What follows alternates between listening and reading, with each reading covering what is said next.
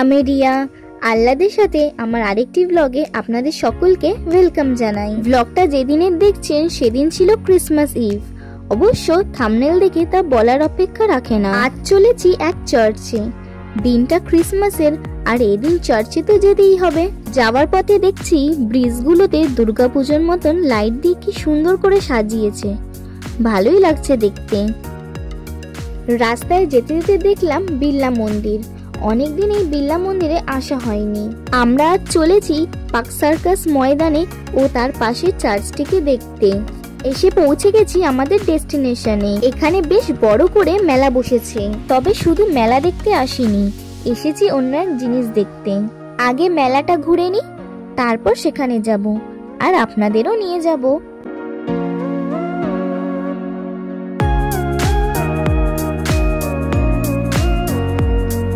মেলাটাতে প্রচুর দোকান বসেছে, সেরকম নাগরদোলনাও অনেক আছে। দেখে মনে হচ্ছে মাঠটা ভীষণ বড়।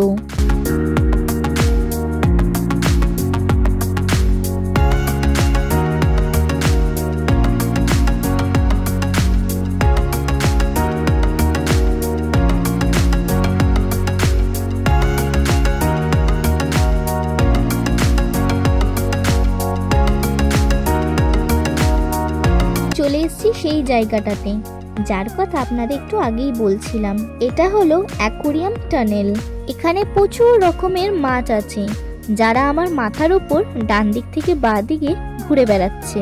এখানে রকমারি মাছের বাহার দেখতে বেশ ভালোই লাগছে বলুন। আমি আগের বছরও এখানে এসেছিলাম। আমার তো এত মাছের মেলা দেখতে খুব ভালো লেগেছিল। তাই এবার মা দিদিকে বললাম, তোমরাও চলো এটা নিজের চোখে দেখতে।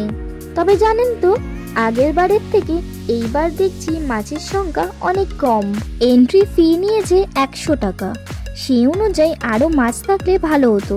যাই হোক, মা আর দাদা ভাইয়ের মনে হচ্ছে ভালোই লেগেছে।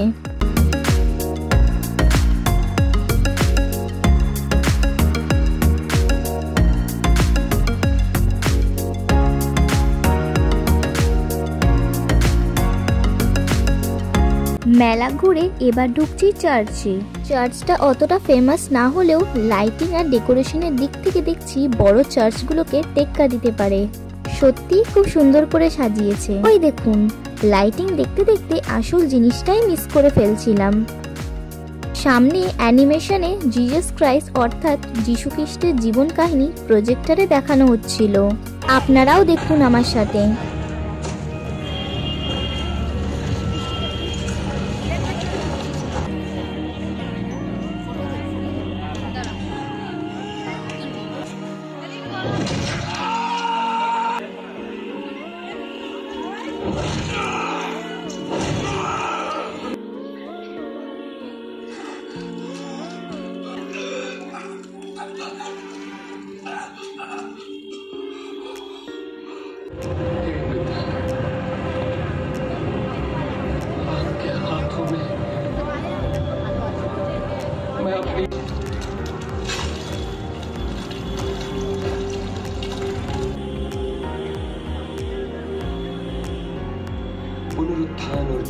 চার্চ কর্তৃপক্ষের এই ভাবনাটা আমার খুব ভালো লেগেছে।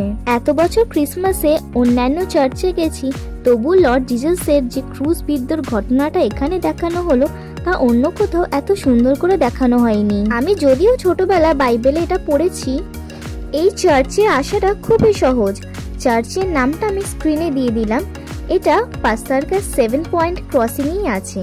তবু আপনাদের হেল্পের জন্য ডেসক্রিপশনে গুগল লিঙ্কটা দিয়ে দিলাম।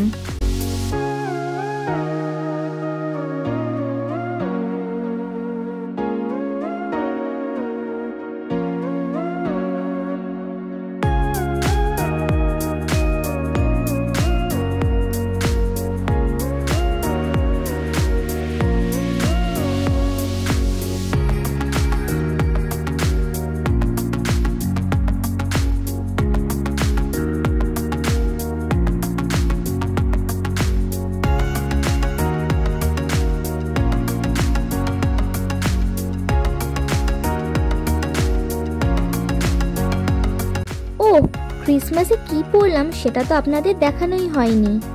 এটা হলো আমার ক্রিসমাসের আউটফিট।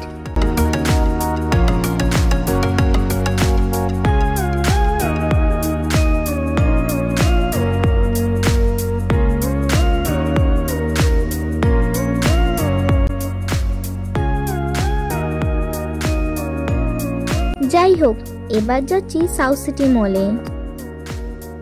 ক্রিসমাসে আর কোথাও যাই না কেন, সাউথ সিটি মলে আসবই। এখানে আসলেই যেন একটা ক্রিসমাস ডে ফিলটা কমপ্লিট হয়।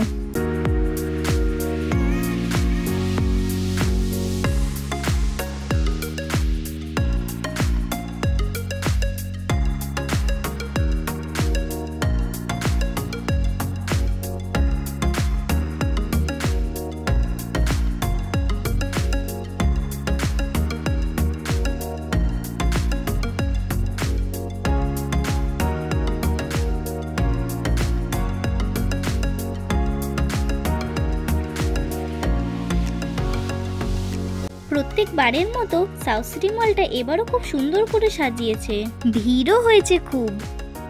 একটা যে ফটো তুলবো তারই জায়গা পাচ্ছি না। কিছু ফটো ভিডিও তুলে আজকের মতো বাড়ি যাব।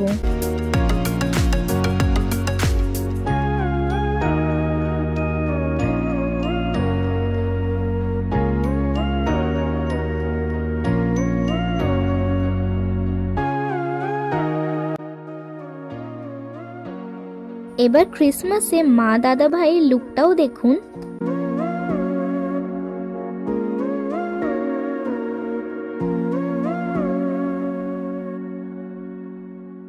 এই ছোট্ট হরিণটা দেখুন কি মিষ্টি। আজকে আর বাইরে খাবার প্ল্যান নেই, কারণ বাড়িতেই দাদা ভাই ক্রিসমাসের স্পেশাল মেনু রান্না করেছে, তাই ফুচকা ছাড়া আর কিছুই খাবো না। ঘরে এসেই কেক সাজানো শুরু করে দিয়েছি দুই বোনে। ফ্রুট কেকের থেকে ক্রিম কেকটাই না আমরা বেশি পছন্দ করি খেতে। হ্যাঁ, এই সুন্দর ইয়েলো কেকটা ক্রিসমাস উপলক্ষে আনা হয়েছে। এবার এই কেক টপারগুলো কিনলাম, দুটো বেল, একটা ক্রিসমাস ট্রি, একটা ছোট্ট স্যান্টা আর দুটো স্টার দিয়ে সাজালাম। সাথেও স্টার লাইটগুলোও লাগিয়েছি, যেগুলো আপনারা আমার দিওয়ালি ব্লগেও দেখেছেন। ঘরটা একটা ছোট্ট ক্রিসমাসের মতন ফিল হচ্ছে না এবার? আমাদের ক্রিসমাস কেকটা আপনাদের কেমন লাগলো জানাবেন কিন্তু।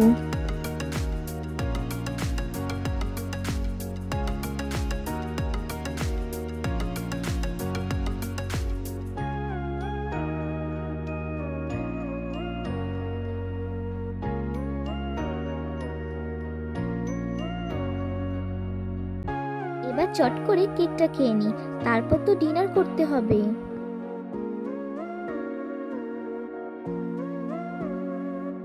ডিনারে আছে বাসন্তী পোলাও আর কষা মাংস। যতই বিদেশি উৎসব হোক, আফটার অল আমরা তো বাঙালি, তাই খাবারে আমাদের বাঙালি ফ্লেভারই চাই। আমরাও ডিনারটা শেষ করে নিই, আর আজকের মতো এখানেই আসি। আপনারা সকলে খুব ভালো থাকবেন। আমাদের তরফ থেকে আপনাদের সকলকে জানাই মেরি ক্রিসমাস।